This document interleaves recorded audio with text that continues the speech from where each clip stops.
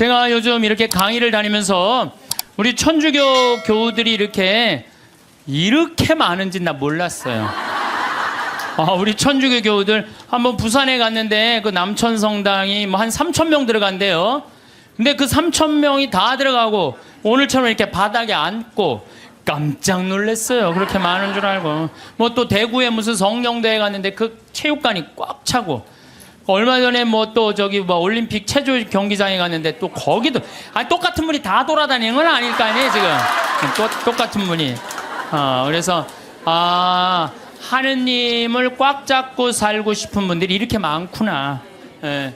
이 대한민국이 지금 축복받는 거는요 정말로 신앙 때문이라는 생각 많이 해요. 저는요 신앙을 버리는 나라치고 잘 되는 나라를 못 봤어요. 그래서 공산주의 러시아 쫄딱 망했잖아요. 네, 그렇죠. 북한 쫄딱 망하고 있잖아요. 이게 하느님을 버리면은요 다 잃어버리는 거예요. 저는 일본 쟤네들 뭐 어쩌고 저쩌고 그러는데 저 국제적인 지지를 받지 못하잖아요. 국제적인 지지를 받지 못하면 아무리 잘나도요 왕따 당하는 거예요. 왕따. 내가 보니 일본은 점점 왕따의 길로 가고 있어. 왕따의 길로. 이게요 우리나라도 마찬가지예요. 우리나라도 이제 먹고 살만하다고 다른 나라 무시하고, 여기 우리나라에 지금 뭐 외국인들 한 140만 명이 들어올 때잖아요. 우리가 미국에 가고 얼마나 서름 많이 받았어요. 그런데 지금 이제 우리나라에 들어와 있는 뭐 방글라데시 사람들, 베트남 사람들, 이런 사람들 귀하게 여기지 않잖아요. 그게 다시 다 고통으로 돌아와요. 우리가 정말로 그런 사람들 따뜻하게, 이제는요 단일 민족 끝났어요. 단일 민족으로 이 나라를 유지할 수가 없어요. 그리고 시대가 어떤 시대인데 단일 민족 이거 따져요. 이거 꼭 아들 따지는 집하고 똑같은 거야. 아들 따지는 집하고. 이제는 지구는요 글로벌한 시대야. 이제 완전히 비행기가 있기 때문에요 한 집안이야. 그래서 생각을 완전히 바꿔야 돼. 다 하느님의 분신이라고 생각하면 돼. 예수님의 분신. 예수님의 분신이라고 생각하고 잘 대해주시면은 이게 나중에 다 덕으로 돌아와요. 그래서 옛날에 우리 어른들이 베푼 끝은 있다고 그러잖아요. 베푼 끝은. 그래서 여러분들 베푸는 삶, 이게 우리 국민들끼리만 아니더라도 지금 아프리카 그냥 어렵게 사는 사람들, 방글라데시, 저 남아메리카 고통스럽게 사는 사람들이 얼마나 많아요. 우리가 할 수만 있다면 그들을 도와주는 것도 아름다운 하늘나라 꾸미는데 중요한 일이 아닌가, 그런 생각을 저는 합니다. 어쨌든 하느님을 꽉 붙잡고 살려면은 우리는 끊임없이 우리 삶에서 기다려야 돼. 기다려. 우리는 성모님이 아기 예수님을 성전에서 봉헌한 이야기를 잘 알고 있습니다. 이때 성전에서 80살이 다 된 시메온은 성전을 떠날 수가 없었어요. 왜? 죽기 전에 하느님의 아들을 보게 될 것이라는 예언을 들었어요. 너 죽기 전에 하느님의 아들을 볼 것이다. 근데 보기 전에는 죽어 못 죽어? 못 죽는 거예요. 못 죽는 거예요. 루카복음 2장 25절을 보면은요, 예루살렘에 시몬이라는 사람이 있었다. 이 사람은 의롭고 독실하며 이스라엘이 위로받을 때를 기다리는 이였는데 성령께서 그 위에 머물러 계셨다. 성령께서는 그에게 주님이 그리스도를 뵙기 전에는 죽지 않으리라고 알려주셨다. 그가 성령에 이끌러 성전으로 들어갔다. 그리고 아기에 관한 율법의 관례를 준수하려고 부모가 아기 예수님을 데리고 들어오자 그는 아기를 두 팔에 받아안고 이렇게 하느님을 찬미하였다. 주님, 이제야 말씀하신 대로 당신 종을 평화로이 떠나게 해주셨습니다. 제 눈이 당신의 구원을 본 것입니다. 이는 당신께서 모든 민족들 앞에서 마련하신 것으로 다른 민족에게는 계시의 빛이시오 당신 백성 이스라엘에게는 영광입니다. 한나라는 할머니도 84살이나 될 때까지 구세주를 기다려요. 성전을 떠나는 일 없이 단식하고 기도하며 밤낮으로 하느님을 섬겼다. 한나 역시 구세주를 두 눈으로 볼 수 있었어요. 이 사람들은 평생 성전 앞에서 누구를 기다리는 거야? 구세주를 기다린 거예요. 그리고 그냥 그 아기 예수님 완성되지도 않고 그냥 그 아기만 보고도 이 사람들은 큰 기쁨을 누릴 수 있게 된 거죠. 우리 신앙생활은요 기다림의 연속이에요. 내 삶에 예수님께서 언제 문을 두드릴지 깨어 기다려야 한다는 거죠. 만약 여러분들 딸 중에 관연한 딸이 있어. 노처냐, 시집도 안 가고 44인데 44 시집에 딱 들러붙어 있어. 하도 답답하길래 점집에 가갖고 물어봤어. 우리 딸이 언제 시집을 가느냐고. 그랬더니 점쟁이가 딱 하더니 저 동북 쪽에서 올해 사람이 올 것이라고. 동북 쪽이면 내가 사는 강원도잖아요. 강원도. 내가 사는 강원도 평창 사람이 올 것이라고. 근데 내가 음식점을 하는데 근데 이마에 점이 하나 있다 그 남자가. 그럼 여러분들 집에 가게 먹으러 들어오는 집 사람마다 이마에 점 있는 사람 여러분 어떻게 볼 것 같아요? 혹시 저 사람이 아닐까? 혹시 어느 쪽에서 오셨수? 전라도. 전라도 아니구나. 동북 쪽이라고 그랬는데 혹시 어느 쪽에서 오셨? 경상도 아니다. 혹시 어느 쪽에 오셨어? 나 평창에서 왔는데 혹시 이 사람이 아닌가? 여러분들 한 사람 한 사람마다 관심 있게 쳐다볼 것 같아, 안 쳐다볼 것 같아요? 쳐다보죠? 신앙도 똑같다는 거예요. 우리가요 언제 하느님이 내 삶에 들어올지 몰라요. 그래서 그 만나는 내 삶 안에서 순간순간 하느님이 나에게 과연 지금 무슨 말씀을 하실까? 눈을 부릅뜨고 기다리는 게 신앙 생활이라는 거죠. 예수님께서 마태복음 25장 13절에 그러니 깨어있어라 너희가 그날과 그 시간을 모르기 때문이다. 우리는 항상 깨어있어야 돼요. 하느님을 꽉 붙잡고 사는 게 신앙생활이에요. 그런데 신부님 언제 오는 거예요 근데? 아니 꽉 붙잡고 있는데 언제 오는 거예요? 아니 예수님 어떻게 했어요? 막 내가 이제 좀 올 거다 그랬잖아요. 내가 니네들이 세상 돌기 전에 내가 올 것이다 그랬는데 왔어요 안 왔어요? 제자들이 돌기 전에 안 왔잖아요. 그리고 막 제자들이 막 했는데 이 사람들이 막 한 3,000명씩 세례받고 그 예수님 금방 올 거야. 나는 그분들 감정을 충분히 이해를 해요. 막 예수님이 막 무리로 걷었지 5,000명 먹였지 기적을 얼마나 했어요. 그리고 죽었는데 또 살아났지. 살아나고도 그냥 보통이야. 막 벽 같은데 막 통과되고 막 정말 기가 막힌 걸 보여주고 승천 또 하늘로 쫙 올랐단 말이야. 그 예수님이 금방 올 줄 알았어요.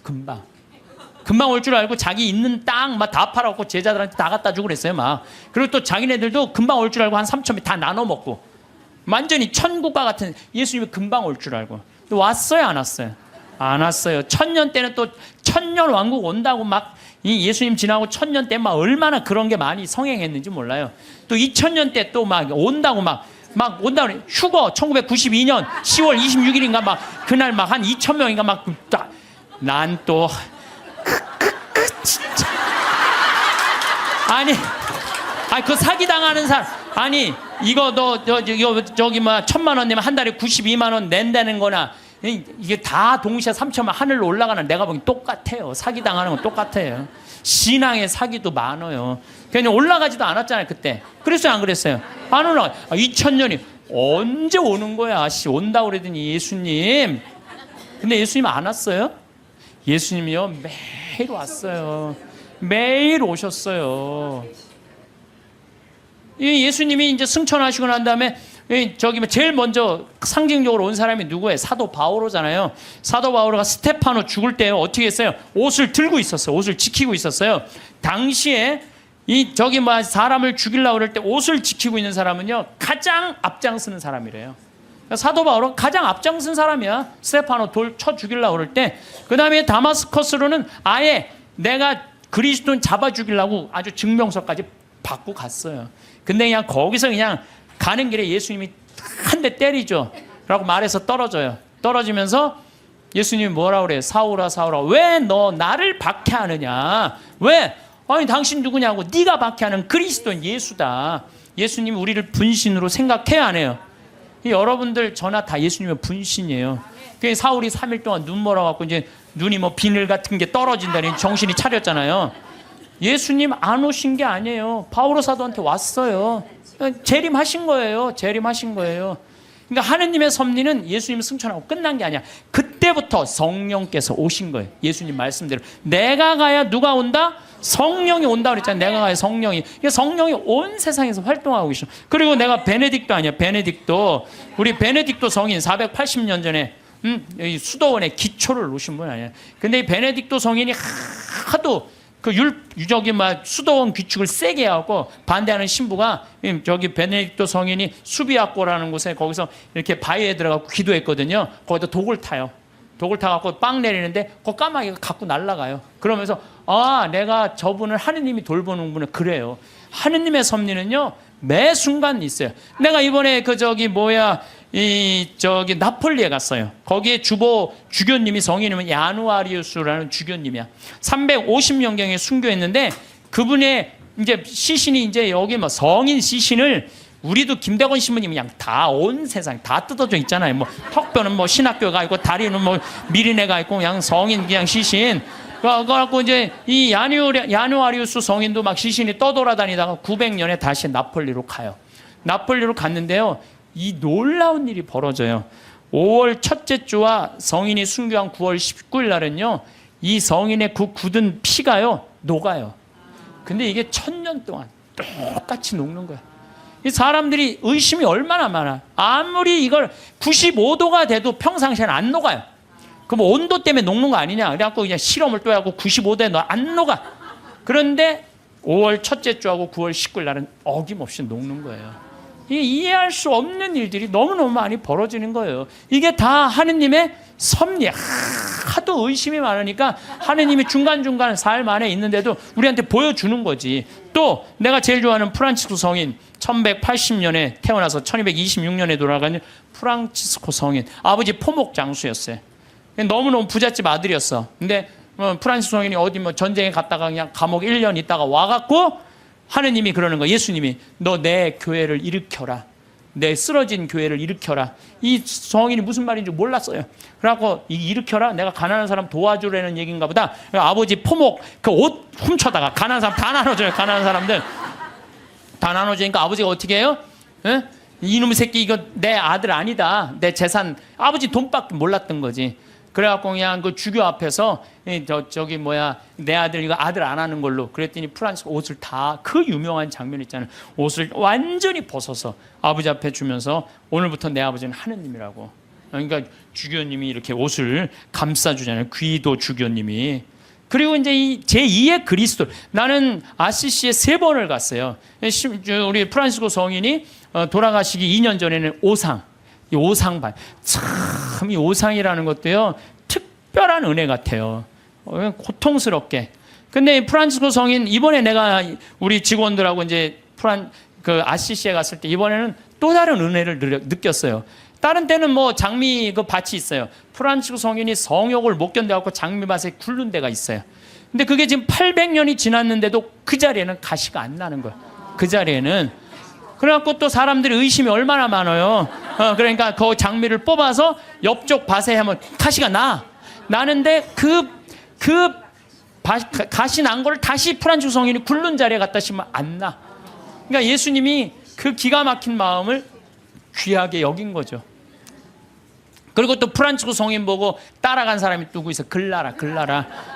글라라는 어떻게 했어요? 글라라는 아버지가 장군이었어요. 왕족한테 시집 보내려고 그랬는데 나는 저 프란치스코 성인이 너무너무 정말 존경스럽다. 그런데요, 글라라 성녀는요, 정말로 이뻐요. 키도 크고. 프란치스코 성인 키도 좀 140밖에 안 돼. 145. 그 정도밖에 안 됐다고 그래. 아주 조그만. 근데 글라라 성녀는 시신에 가보니까 그대로 밀랍을 해놨어요. 글라라 성녀는. 근데 코도 오똑하고요. 정말로 예쁘게 생겨. 프란치스코 성인 진짜 못생겼죠. 나보다 더 못생겼다. 그래. 프란치스코 성인은. 나보다 더 못생겼는데도 이 글라라 성녀는 그 프란치스코 성인의 삶이 너무 거룩한 거야. 그래갖고 그냥 그 이쁜 모습, 그 예쁜 그 수녀, 그 관두고 수녀님 한 거야. 그러니까 동생도 따라왔고. 그러니까 그냥 프란치스코 성인도 아버지도 나중에 어떻게 해? 그 재산 다 팔고 수도자 돼요. 엄마도 수도자 되고. 결국은 다 따라가요. 그러니까 아버지가 장군이나 아버지가 얼마나 박해를, 그 아버지 죽고 엄마도 이 수녀님이 돼요. 그러니까 프란치스코 성인하고 글라라 성녀가 두 집을 다 말아먹었어요. 다 말아먹었어. 수도자로. 응. 그런데 이제 그 이슬람 십자군 전쟁할 때 이슬람군이 와서 수녀원을 전부 다 침공하려고 그래요. 그럴 때 수녀님들이 빨리 도망가자. 근데 글라라 성녀가 그래요. 우리가 어딜 도망가냐. 도망간다고 안 잡힐 것 같으냐, 저 사람들한테. 나한테는 최고의 무기가 있다. 그러니까 이제 이슬람 군인들이 그 끼에라 성당에 딱 오니까 성령께서 어떻게 해요? 성광을, 예수님 성체가 모셔진 성광을 두고 성당 꼭대기 가서 비추잖아요. 빛이 너무 강렬해갖고 다 눈이 멀잖아, 이 사람들이. 그러면서 이 사람들이 뭐라 그래? 여기는 우리가 가면 안 되는 데인 거. 그리고 그냥 지나가잖아요. 이게 다 하느님의 섭리라는 거, 섭리. 근데 여러분들, 우리가 이 일상 안에서 하느님의 일은 늘 벌어지고 있어요. 근데 우리가 눈이 멀은 거죠. 안 보이는 거예요. 또 성체 기적, 이거 우리가 빼먹을 수가 없어요. 여러분들, 성체, 란치아노 성체 기적이 있어요. 이게 인류 우리 교회사에서 첫 번째 있었던 기적이에요. 지금으로부터 1200년 전에 어느 날 바실리오 소속 한 수사 신부가 미사를 드리면서 이게 정말로 여 안에 예수님이 있을까? 이런 의심을 한 거예요. 그래서 이 신부가 의심을 품는데 그 빵과 포도주의 성변화를 위해서 축성을 하는 순간 갑자기 제병에 실제로 살이 변하는 거예요. 동그란 제병이 살로 변하고 포도주가 피로 변하는 거예요. 너무 놀란 신부는 이 사실을 숨길 수가 없어갖고 미사에 참석한 이들한테 보여줘. 옛날엔 다 뒤돌아서서 미사했잖아요. 이거 보여주는 거예요. 이거 예수님이 이게 지금 빵인데 살로 변했다. 성혈이 피로 변했다. 보여줘요. 인간 지방에 다 알려줘. 이게 첫 번째 기적이에요. 예. 근데 이 성당이 어떤 성당이냐면 예수님의 옆구리를 찔른 백부장, 이게 성 론지노라고 기념을 하는 거예요. 그 사람도 성인 회개하고 성인이 됐다는 얘기죠. 그 기념 성당에서 벌어진 거죠. 그래서 이게 역사상 최대의 성체 기적이라는 거죠. 예. 하느님이 의심을 품었던 수사 신부에게 보여준 하느님의 응답이었죠. 역사적으로 성체 기적에 대한 관심이 덜할 때도 있었지만은 란치아노의 신자들은 이 성체를 계속 모시고 있었어. 얼마 동안? 1200년 동안 모시고 있었던 거예요. 1200년 동안. 그런데 1971년에 그 주교들이 이게 진짜 사람 필까? 진짜 사람 살일까? 과학이 이제 발달했으니까 봉합한 걸 뜯어보자. 뜯어봤어요. 그래서 1970년과 71년에 해부학, 병리, 조지학, 화학 및 임상, 현미학 교수들, 이런 사람들이 모여갖고 그 수도원의 요청에 따라서 검사를 하기 시작했어요. 검사를 해보니까 1200년 전인데 성체는 이 진짜 피고 진짜 살이고, 그 살은 심장 근육에서 나온 살이다. 심장 근육. 우리 예수님 막 이렇게 심장 이렇게 있잖아요. 심장. 우리 예수님이 정말 심장.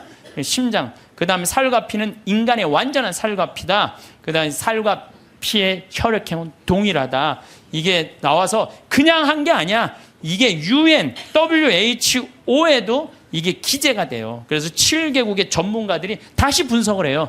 그러면서 이거는 도저히 인간의, 그 다음에 이 보통 평범한 걸로는 벗어난 거다. 인간이 설명할 수 없는 이건 기적이다. 그래서 성체의 신비, 이게 매 미사 때마다 일어나는 거죠. 또 이게 이제 800년에 벌어진 건데 1263년에 독일의 신부, 이 신부도 또 의심한 거야. 베드로 신부. 순례를 가던 중에 볼로냐라고, 이것도 이탈리아예요.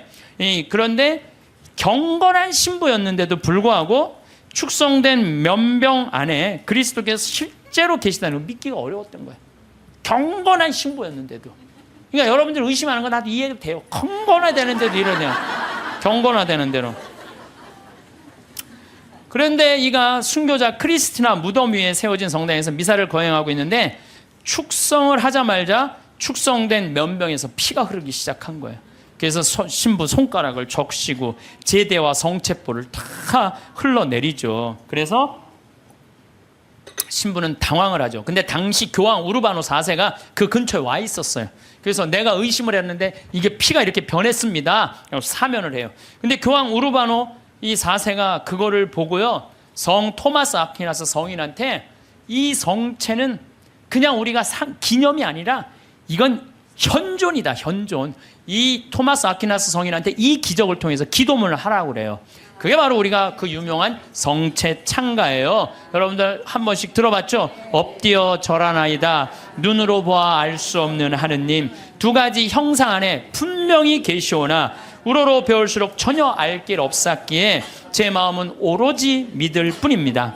보고 맛보고 만져봐도 알 길 없고 다만 들음으로써 믿음 든든해지오니 믿나이다.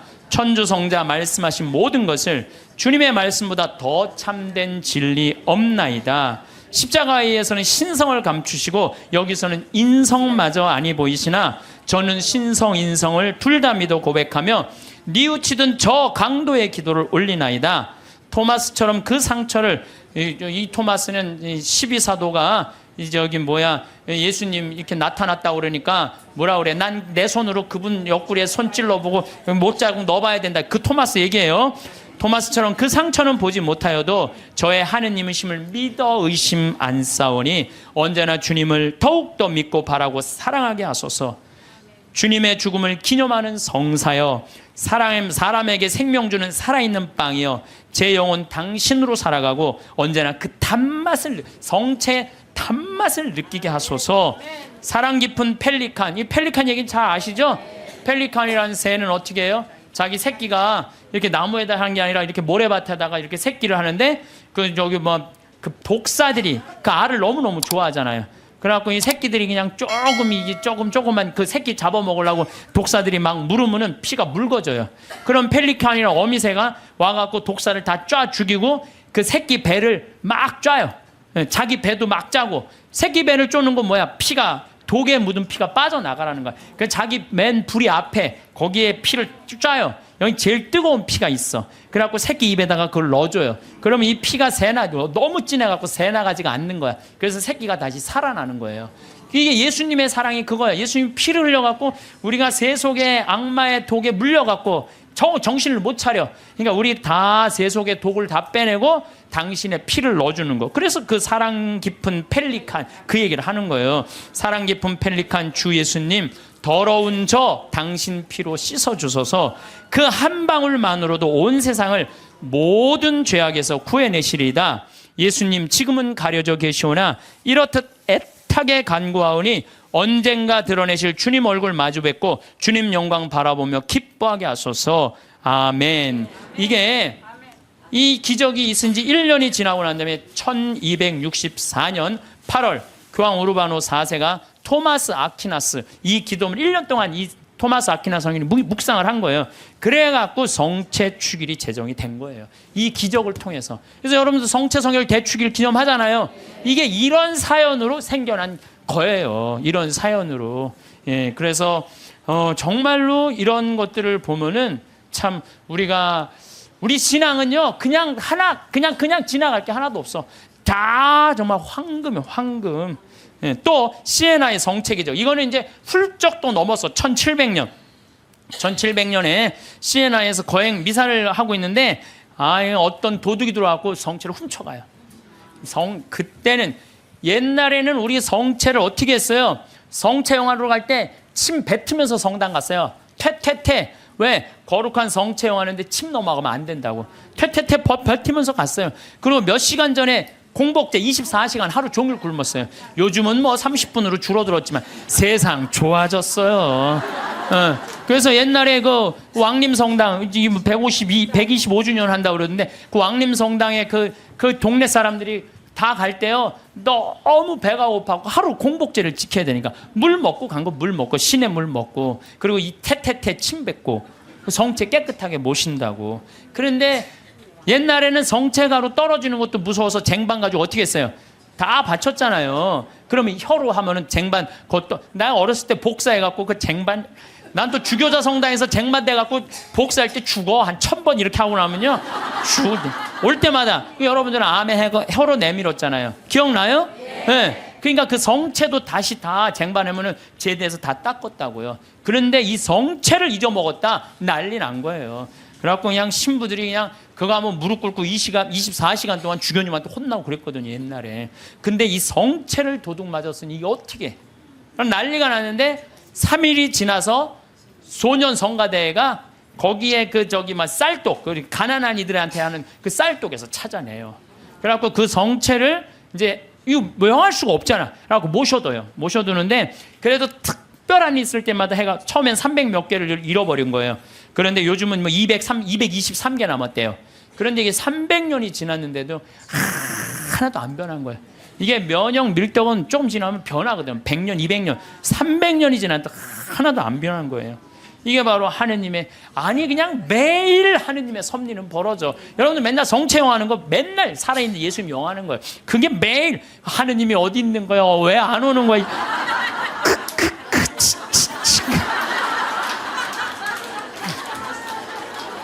그래서 제가 자료를 좀 찾아봤어요. 그랬더니 이 성체에 대한 기적, 이런 기적이 이렇게 많아요. 이게 내가 평화방송에 부탁했어요. 이거 전부 쫙 자막으로 좀 내리라고. 이 참 많은 나라에서, 많은 지역에서 성체, 빵이 살로 변한 기적들이에요. 이게 전부 다. 그러니까 얼마나 답답했으면 예수님이 그렇게까지 했겠어요. 얼마나 믿음이, 이게 정말 없는 백성들, 예수님이 그렇게 해서 믿음을 강조한 거예요. 그래서 여러분들은 하느님은요, 그냥 뭐 어디 멀리 있는 게 아니라 내 삶 안에 지금 이 자리에서 현존하시는 분이 하느님이라는 거예요. 그리고 내가 제일 좋아하는 성모님, 우리 성모님 발현 봐봐. 과달루페 성모님. 과달루페 1531년 12월 9일 57세 요한 디에고한테 나타나잖아요. 그래갖고 내 성당을 져라. 그러니까 주교님한테 가서 얘기하라고 그러잖아요. 주교님한테. 그래서 주교님 성당을 지뢰는데요. 그러니까 주교님 미친놈 취급하잖아요. 여러분들도 저기 남반산 가는데 성모님이 나타나갖고 여기 염주교님한테 그 성당 남산에 지라고 들었어. 그래갖고 염주교님한테 저 성당 지뢰는데, 그럼 여러분들 바로 어떻게 할까요? 꽃꽂은 여자 치고 바로 하잖아요. 꽃꽂은 여자. 그래갖고 요한 디에고가 다음날 갖고 성모님 전하긴 전했는데 안 믿는 것 같다고, 그러니까 나한테 증표를 달라고 그러니까 저 12월 달이니까 이 멕시코 시티가 2000m 위에요. 12월 달은 굉장히 추워요. 장미는 언제 피죠? 6월 달에 피잖아요. 장미는 아주 더울 때. 사실은 여러분들 장미는요 3월 달에 4월 달에 개나리, 진달래, 벚꽃, 철쭉 다 떨어지고 난 다음에 6월 달에 피는 게 장미예요. 제일 더울 때 피는 게. 근데 12월 달에 장미가 핀 거예요. 산꼭대에 올라가 보니까. 그러니까 그냥 이게 너무 좋아갖고 그냥 장미를, 이게 망토에 딱 해갖고 갔는데 그 망토에 성모님이 새겨졌잖아요. 그게 바로 과달루페 성모님이에요. 근데 1500년이니까 지금으로부터 550년 전 사건, 450년 전 사건이잖아요. 근데 내가 또 과달루페도 갔죠. 과달루페 갔는데 성모님이요, 이뻐도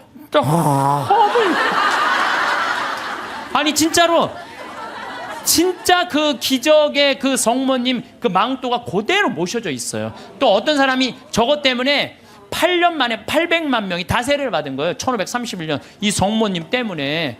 그러니까 그리고 그냥 아메리카가 다, 이게 뭐예요? 아메리카가 다 성교가 된 거 아니에요. 그러니까 그냥 폭탄을 던져요. 그래갖고 지금은 교황청에서 방화 유리로 딱 막아놨어요. 방화 유리로 보내갖고. 그런데 쫙 보면은요, 그 성모님이 사진에 보면은 엘리베이터로 가게 돼 있어요. 우리가 걷는 게 아니라 엘리베이터 딱 쓰면 쫙 지나가요. 성모님 쫙 보면 엘리베이터 세 개 왔다 갔다. 그럼 또 뒤에 앞에 가고 쫙 가. 이렇게 보면은요 정말로 아름다워요. 성모님이 참 아름다운 것 같아. 그래서 그 성모님 발현, 또 루르드 1858년 2월 10일부터 7월 16일까지 막 벨라데떼한테 나타나갖고 1854년에 무염시태의 어머니가 반포가 돼요. 원죄 없이 잉태된 성모님. 그 교리를 아는 사람이 거의 없었어요. 그때 교황청에서 발표한 건데, 이 피레네 조그만 데서 그 벨라데떼가 뭘 알아요? 학교도 안 다니는 애가. 근데 성모님 본당 신부가 너 그분 이름이 뭔지 물어보고 와. 그러니까 성모님한테 가고 본당 신부님 이름을 물어보고 오라고 그러는데요. 그랬더니 성모님 에라꾸에 소이 임마꿀라타 콘셉시우라고 그래. 이게 라틴어예요, 라틴어. 얘네들은 프랑스, 그리고 얘는 프랑스 말도 하는 거. 오늘 프랑스에서 한 분 오셨는데 프랑스 말도 아니에요. 얘네들은 피레네 아주 사투리 쓰는 애야.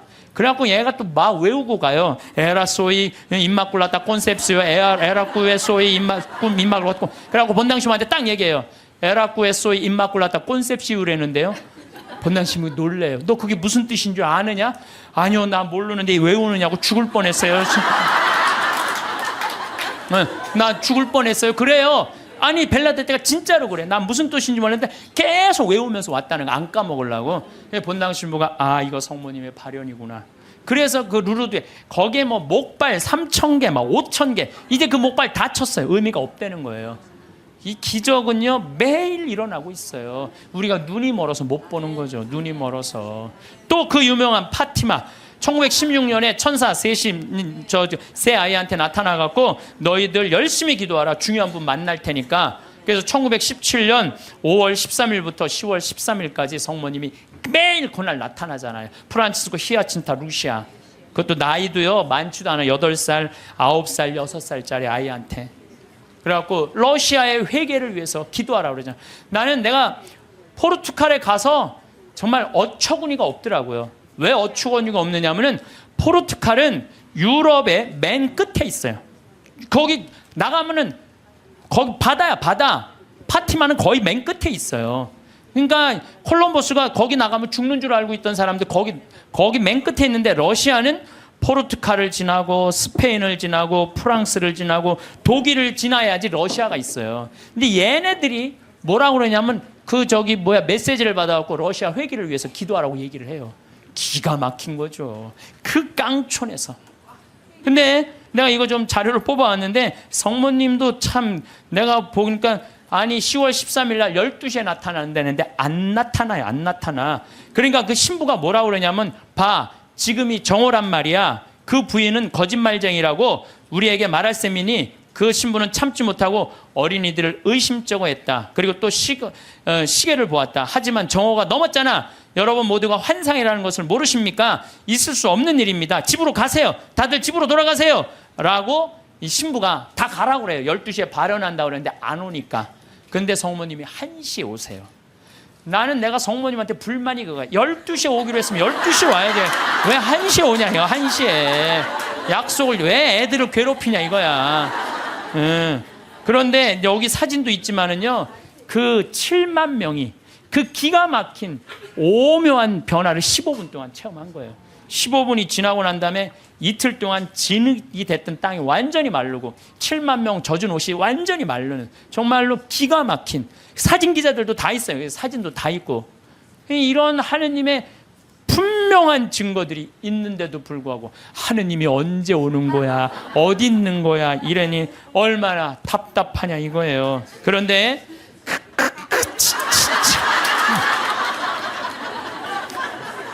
제가 여러분들한테 오늘 특별히 소개할 분은요, 과달루페 성모님도 아니고 루르드 성모님도 아니고 그 다음에 파티마 성모님도 아니에요. 오늘 여러분들한테 특별히 소개할 성모님은 르완다 성모님이에요. 르완다 성모님은 1981년 11월 21일 고등학교 16살짜리 여자의 알퐁신 무무레케라는 애한테 발현을 하세요. 르완다라는 나라는요, 제가 이번에 잠비아 가면서도 자세히 봤어요. 정말로 키베오 호수라고 아주 조그만 나라. 르완다는 1992년 3, 4년에 100만 명 학살한 그렇게 해서 여러분들 들은 나라예요. 그런데 이때 성모님이 나타나고 이 학살을 미리 예언을 해요. 회개하라고.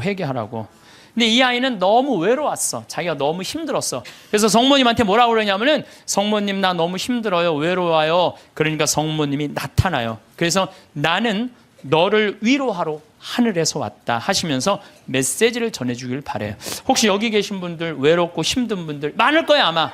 어디 가서 찾아 성모님한테 나를 위로해달라고 그러면 성모님 위로해 주실 거예요. 이 성모님이 나타나는 동안 그 아이의 표현이 그래요. 너무 아름다운 부인이 나타나는데 얼굴이 까만색인지 하얀색인지 모를 정도로 하여튼 환상적으로 아름다웠다는.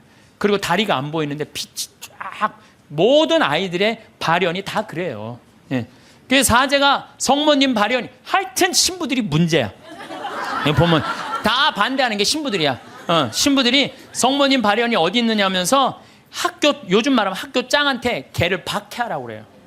라고 학교장이 무지하게 박해를 해요. 마리 끌레르라는 아이가, 얘가 성모님이 막 발현하면 혼이 나갔을 때 머리카락을 막 잡아당겨요. 발현할 때. 그리고 막 손가락을 꺾고 힘껏 꼬집고 귀에 대다고 소리를 막 질러. 그러는데도 얘는 그걸 몰라요. 발현 때는. 그 거의 탈원 상태에 들어간, 자기를 괴롭히는 걸 모르는 거죠. 근데 1981년 1월 12일에 성모님께서 두 번째 학생한테 발현하세요. 17살 먹은 아나탈리 무카마진 파카. 이름이 무지하게 어려워요 하여튼. 아나탈리 무카마진 파카한테 나타나요. 이 학생은 굉장히 신심이 두터운 학생이에요. 매일 수업 전에 묵주기도 하고 쉬는 시간에 성서 읽고 완전 우리 신학교 때처럼 얘 살았어 보니까.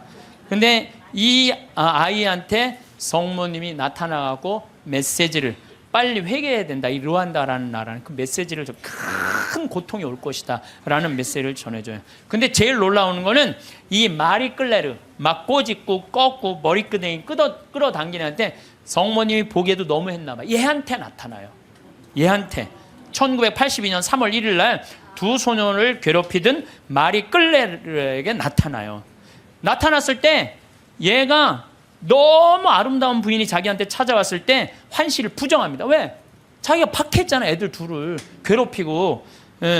이 10대 소녀는 자신이 조롱하고 공격했던 두 소녀가 자기를 속이는 거라고, 성모님이 나타나 속인 거라고 확신해요. 속인 게 아니라 자기가 미쳤거나 악마에 사로잡혔다고 생각을 해요. 그러나 성모님의 안심시키는 목소리로 마리 끌레르는 완전히 사람이 변해요.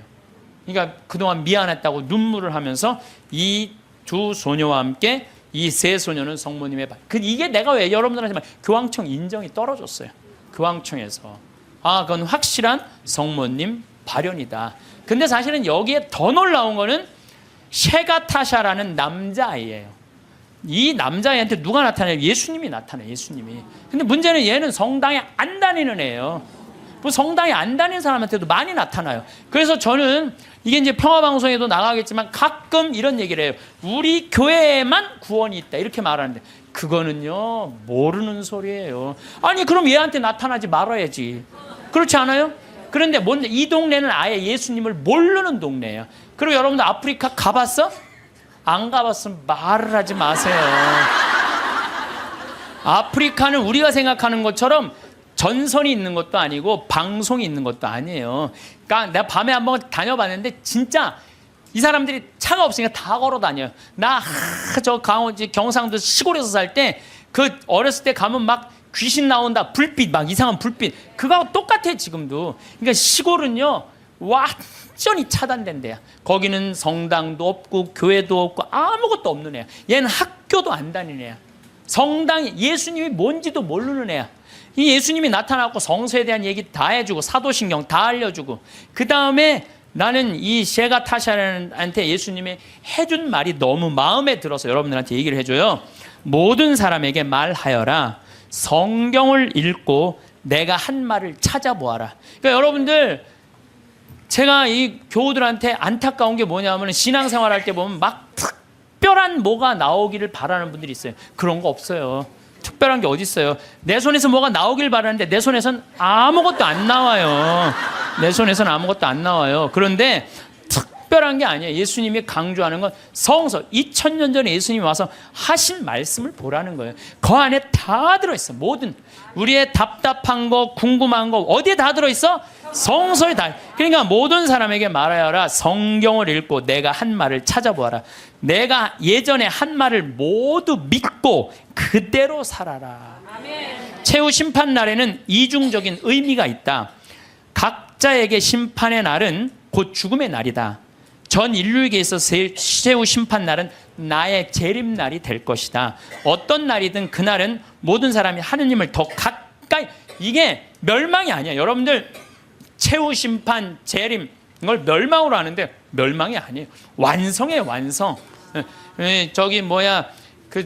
우리 신부님이 말씀하신 오메가 포인트라는 거예요. 완성으로 간다는 거예요. 그러니까 인류는요 지금 완성으로 향해서 가는 거예요. 인류가 망할 것 같아. 2000년 전, 1000년 전에 비하면요 지금처럼 건강한 적이 없어요. 지금처럼 전쟁이 없는 적이 없어요. 지금처럼 건강한 적. 여러분들 생각을 해봐. 200년 전에 이 중에 70%는 다 종으로 살았어요. 사람 같지도 않게 살았어요. 이 중에는. 그렇죠? 양반 비율이요. 충청도가 제일 많았는데 15%였어요. 15%. 나머지는 다 평민, 상민, 종으로 살았어. 나머지는 다. 그러니까 지금 여러분들 시대가 좋아서 종이 어딨어. 그렇지 않아요? 굉장히 건강해진 거예요. 긍정적인 눈으로 바라보셔야 돼. 또 요즘 아주 1968년 이탈리아 로톤도의 비오 신부님. 이 신부님 책을 한번 사서 읽어보세요. 정말로 하느님의 섭리가 그대로 드러나신 신부님이 이 비오 신부님이에요. 비오 신부님은요, 정말 오상, 평생 오상 받았어요. 근데 이 신부님도요, 이 오상이 싫었던 거야. 왜? 이게 사람이 자꾸 이렇게 쳐다보고 막 와서 확인하고 그러니까. 그래서 처음에 감춰요. 막 붕대로 싸요, 오상을. 그러다가 하다 안 되니까 오상을 드러내 놓으셔요. 그러니까 사람들이 너무 많이 모이니까요, 또 위에서 또 반대해요. 너 미사하지 말고 고해성사하지 말라고 혼자 해라고 순명을 하세요. 이 신부님이 정말 생기기도, 이 신부님은 잘생겼어. 아주 잘생긴 신부님인데, 그리고 의사들이 붙어요. 왜? 50년 동안 오상을 입었으니까 이게 병으로 오염되지 않을 거나 계속. 그런데도 오염되지 않은 채로 50년을 가고, 이게 비오 신부님이 물어봐요. 나 이거 언제 끝나느냐고. 너 죽는 날 끝난다. 그런데 놀랍게도 신부님이 돌아가시는 날 이게 싹 치유가 돼요. 돌아가시는 날. 예.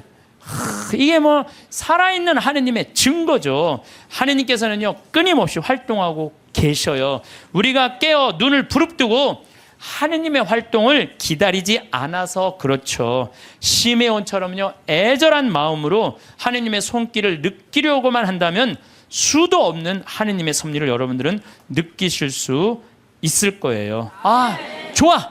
내가 지금 오늘부터 하느님하고 살 거야. 근데 내가 지금 빨리 나가서 택시를 잡아야 돼. 내가 기도하면은 내가 막 택시가 금방 올 거야. 하느님이 보내줄 거야. 그래갖고 그냥 막 나가고 딱 하느님이 딱 택시를 보내줘서, 역시 하느님은 내 기도를 들어주셔. 이런 분은요, 신자가 아니라 환자예요. 환자. 이런 분들은 신자가 아니라 환자예요. 환자. 하느님은 특별한 일에 내 삶에 관여하시는 게 아니에요. 일상 안에 관여하시는 거예요. 그래서 그 유명한 얘기가 있죠. 어떤 정말 기가 막히게 열심한, 하느님의 섭리를 매일매일 믿는 사람이 이제 동네 홍수가 났어. 그래갖고 이제 911에서 방송을 한 거예요. 이제 빨리 저 피신하십시오. 지금 위험하니까 빨리 피신하십시오. 그랬더니 이 사람은 그러는 거야. 나는 하느님이 와서 구해줄 거다. 홍수가 와도 이 노아가 그 홍수가 났을 때 하느님이 구해줬듯이 나는 구해줄 것이다. 근데 이제 다 피했는데 이 사람은 안 피한 거야. 그래갖고 보트가 왔어. 보트가 와갖고 빨리 타시라고. 그랬더니 나는 하느님이 구해줄 건데 이 보트에 이 많은 짐을 어떻게 실으면 하느님이 완벽하게 구해줄 테니까 니네들 가라. 그럼 얼마나 버팅겼는지 그 보트가 못 구했어요. 그러고 난 다음에 이제 또 물이 차갖고 지붕까지 했네. 지붕에 올라가고 헬기가 왔어. 헬기가 빨리 타라고. 이거 안 타면 이거 죽는다고. 걱정하지 마. 하느님이 와서 구해줄 테니까 당신 가라고. 마지막 이 사람 죽었어요. 죽어갖고 하느님한테 따졌어요. 하느님, 왜 나를 안 구해주러 왔느냐. 노아, 내가 그렇게 애절하게 기도했는데도. 그랬더니 하느님이 어이가 없다는 듯이 무슨 소리냐. 나는 너한테 3번 보냈다. 한 번은 방송으로 보내고, 한 번은 배로 보고, 한 번 헬리콥터까지 보냈다.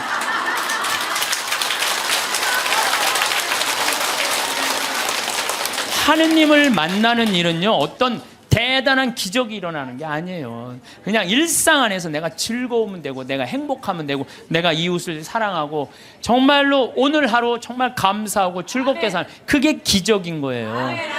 무슨 로또가 그냥 밤에 번호를 짝짝짝짝 알려줘갖고 내가 로또가 된다. 그건 환자예요. 환자. 신자가 아니라. 그래서 여러분들 가장 위대한 기적은 뭔지 아세요? 매일 미사의 성체 기적이에요. 예수님이 그 온 우주의 하느님이 내 몸 안에 들어오는 거예요. 얼마나 가슴 떨리는 일이에요. 얼마나 설레는 일이에요. 그렇지 않겠어요? 그러니까 여러분들 미사 참여에, 이 미사 참여를 통해서 예수님을 영화할 수 있는 분들은요, 이 하늘나라 속에서 사는 분이에요. 그래서 제가 지난 1, 2, 3회에 대해서도 뭐라고 말씀을 드렸냐면, 이 예수님은 지금도 우리 삶 안에서, 내 삶 안에서 관여하고 계신다. 하느님만 꽉 붙잡고 살면은 하늘나라 경계 없다, 이 세상. 그래갖고 내가 정말로 열심히 사는 사람 가슴에 뭐가 있어? 여건이 있어. 믿음이 굳건한 사람들은 가슴에 여건이 있어. 하늘나라는 요즘은 다 비행기 보낸대요. 비행기 딱 탈 때 여건 심사할 때 뭐만 내면 돼? 여건 딱 내고 어떻게 싹 웃으면서 죽을 때 나 1조 이거 어떻게 하면 좋아? 발버둥 치지 마시고 죽을 때 통장에 500만 원 딱 남기고, 자, 이 세상 나는 이제 그리던 하늘나라 떠난다. 여행 탈 때 비행기 타면 막 가슴이 설레잖아요. 죽는 것도요, 설레는 일이에요. 죽는 거 설레는 일 아니에요? 새로운 삶으로 올라가는 과정인데 얼마나 설레. 그러니까 설레니까 우리 그냥 그 최 신부님 손잡고 우리 마리아 할머니가 씩 웃으면서 이 세상 떠나듯이 여러분들도 마지막 날 웃으면서 떠날 수 있는 그런 분들 되기를 바라겠습니다. 우리는 살면서 기적을 기다립니다.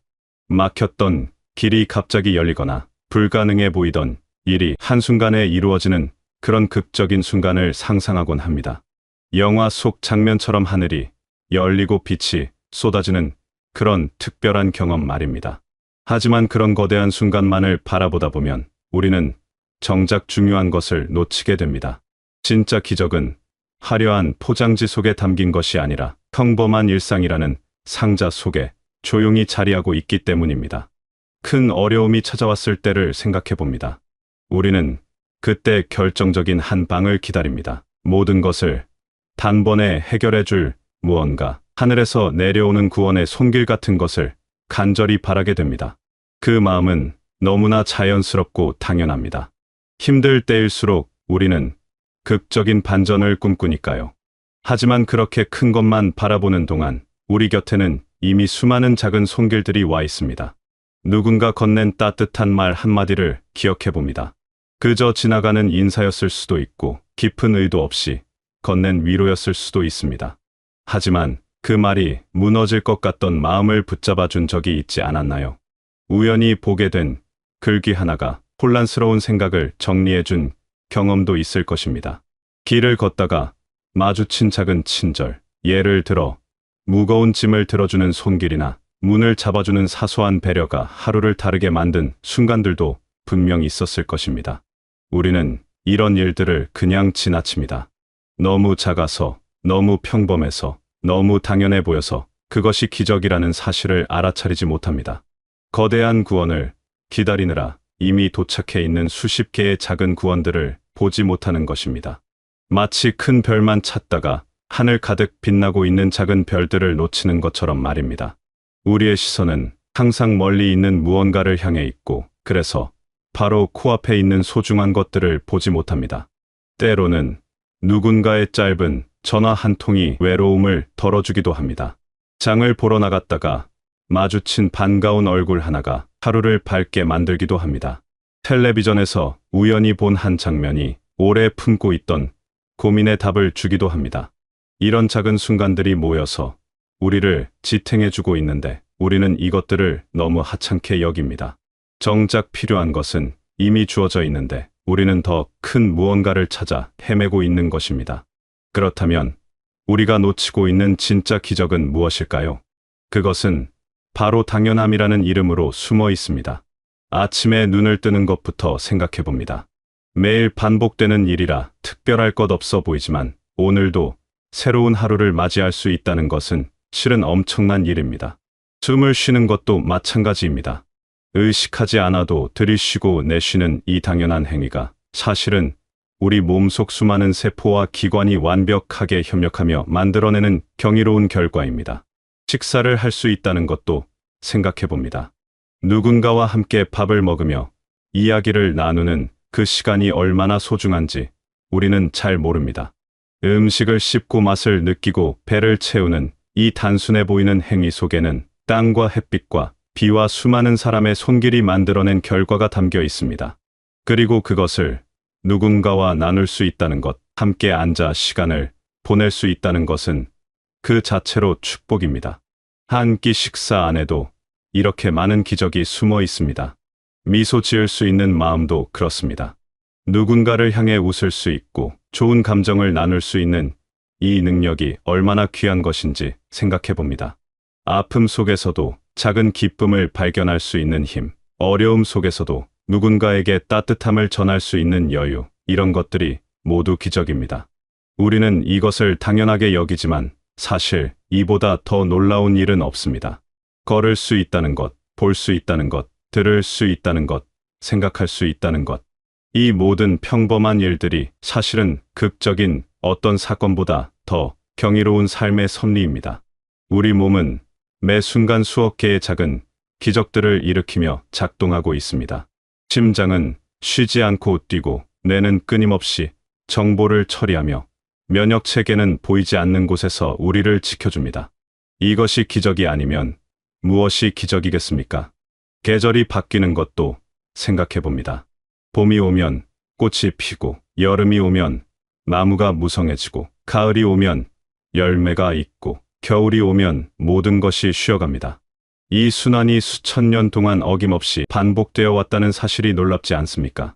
우리는 이것을 자연의 법칙이라고 부르며 당연하게 여기지만 조금만 다르게 보면 이것만큼 신비로운 일도 없습니다.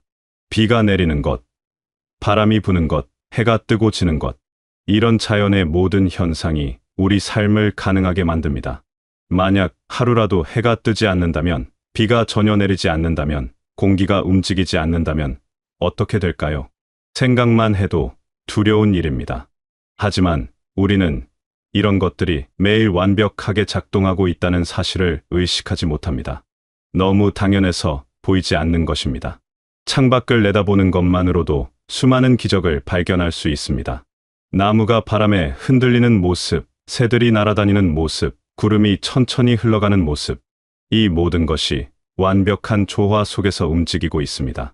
우리가 특별히 무언가를 하지 않아도 세상은 이렇게 스스로 작동하며 우리에게 아름다움을 선물합니다. 사람과의 관계도 마찬가지입니다. 사랑하는 사람이 곁에 있다는 것, 믿고 의지할 수 있는 사람이 있다는 것, 전화 한 통으로 안부를 나눌 수 있는 사람이 있다는 것, 이런 것들이 모두 기적입니다. 수십억 명의 사람 중에서 만나게 되고 서로를 알아보고 마음을 나누게 되는 과정 자체가 이미 놀라운 일입니다. 하지만 우리는 관계가 주어진 것처럼 여기며 그 소중함을 잊고 살아갑니다. 기억도 기적입니다.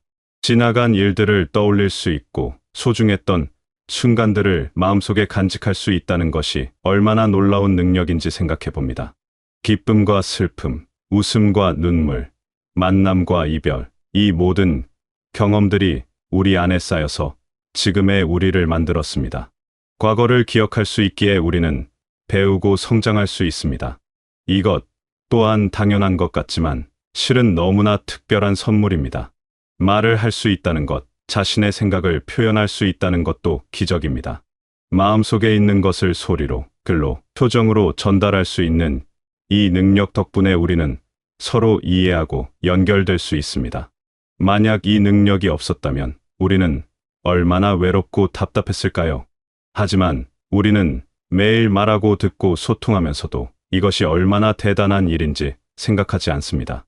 집이 있다는 것, 비바람을 피할 수 있는 공간이 있다는 것도 생각해 봅니다. 편안히 쉴 수 있는 곳, 따뜻하게 지낼 수 있는 곳, 안전하게 잠들 수 있는 곳이 있다는 것은 얼마나 큰 축복인지 모릅니다. 이것 역시 너무 당연해서 감사를 잊게 되는 것들 중 하나입니다. 그렇다면 어떻게 해야 이런 기적들을 발견할 수 있을까요? 기적은 일어나는 것이 아니라 발견하는 것입니다. 이미 우리 주변에 우리 삶 속에 가득 차 있는 기적들을 알아보는 눈을 가져야 합니다. 그 열쇠는 바로 감사입니다. 당연하게 여겼던 것들에 고마움이라는 이름을 붙여줄 때 우리의 평범한 일상은 비로소 빛나기 시작합니다. 아침에 일어나서 감사할 수 있습니다. 오늘도 하루를 시작할 수 있음에 감사하고, 건강한 몸에 감사하고, 잠을 잘 수 있는 편안한 공간이 있음에 감사할 수 있습니다. 식사를 하면서 감사할 수 있습니다. 먹을 것이 있음에, 함께 나눌 사람이 있음에, 맛을 느낄 수 있는 감각이 있음에 감사할 수 있습니다. 길을 걸으면서도 감사할 수 있습니다. 두 다리로 걸을 수 있음에, 아름다운 풍경을 볼 수 있음에, 신선한 공기를 마실 수 있음에 감사할 수 있습니다. 감사는 단순히 좋은 일이 있을 때만 하는 것이 아닙니다. 평범한 순간, 특별할 것 없는 일상 속에서도 감사할 수 있습니다. 오히려 그런 당연한 것들에 감사할 수 있을 때 우리는 삶의 진짜 풍요로움을 느낄 수 있습니다. 감사는 우리의 시선을 바꿉니다. 부족한 것을 보던 눈이 가진 것을 보게 되고, 잃은 것을 세던 마음이 남아있는 것을 세게 됩니다. 이렇게 시선을 바꾸면 우리 삶은 완전히 달라 보입니다. 똑같은 하루인데도 전혀 다른 의미로 다가옵니다. 평범했던 순간들이 소중하게 느껴지고, 무심코 지나쳤던 일들이 특별하게 보입니다. 이것이 바로 기적을 발견하는 삶입니다. 새로운 무언가가 생기는 것이 아니라 이미 있던 것을 다르게 보게 되는 것입니다. 가장 큰 은총은 대단한 것을 받는 것이 아닙니다. 일상의 소중함을 깨달을 수 있는 눈을 갖게 되는 것입니다. 평범함 속에서 특별함을 발견할 수 있는 마음을 갖게 되는 것입니다. 당연함 속에 숨어 있는 감사를 느낄 수 있는 감각을 갖게 되는 것입니다. 이런 능력이야말로 우리가 받을 수 있는 가장 큰 선물입니다. 기적을 기다리며 살 수도 있습니다. 언젠가 찾아올 특별한 순간을 꿈꾸며 오늘을 그냥 흘려보낼 수도 있습니다. 하지만 그렇게 하면 우리는 지금 이 순간에 일어나고 있는 수많은 기적들을 놓치게 됩니다. 미래의 큰 기적을 위해 현재의 작은 기적들을 포기하는 셈입니다. 그보다는 지금 여기서 감사할 수 있는 것들을 발견하며 사는 것이 훨씬 풍요로운 삶입니다. 오늘 마주친 작은 기쁨들, 오늘 느낀 작은 감동들, 오늘 나눈 작은 따뜻함들, 이런 것들을 소중히 여기며 살아가는 것입니다. 그러다 보면 어느새 우리 삶 전체가 기적으로 가득 차게 됩니다. 여러분의 삶도 이미 기적으로 가득합니다. 다만 그것을 알아차리지 못하고 있을 뿐입니다. 눈을 뜨고 주변을 둘러보면 감사할 것들이 끝없이 보일 것입니다. 당연하다고 생각했던 모든 것들이 사실은 경이로운 선물이었다는 것을 깨닫게 될 것입니다. 그리고 그 순간 여러분의 평범한 일상은 더 이상 평범하지 않게 됩니다. 지금 이 순간도 기적입니다. 숨을 쉬고 있고 이 글을 읽을 수 있고 생각할 수 있고 느낄 수 있는 이 모든 것이 기적입니다. 오늘 하루도 감사할 일들로 가득할 것입니다. 작은 것에서부터 감사를 발견하고 평범한 것에서 특별함을 느끼며 당연한 것에서 소중함을 깨닫는 하루가 되시길 바라겠습니다. 그렇게 살아가다 보면 여러분의 모든 날들이 기적으로 빛나는 삶이 되시길 바라겠습니다. 시길 바라겠습니다. 시길 바라겠습니다. 시길 바라겠습니다. 시길 바라겠습니다.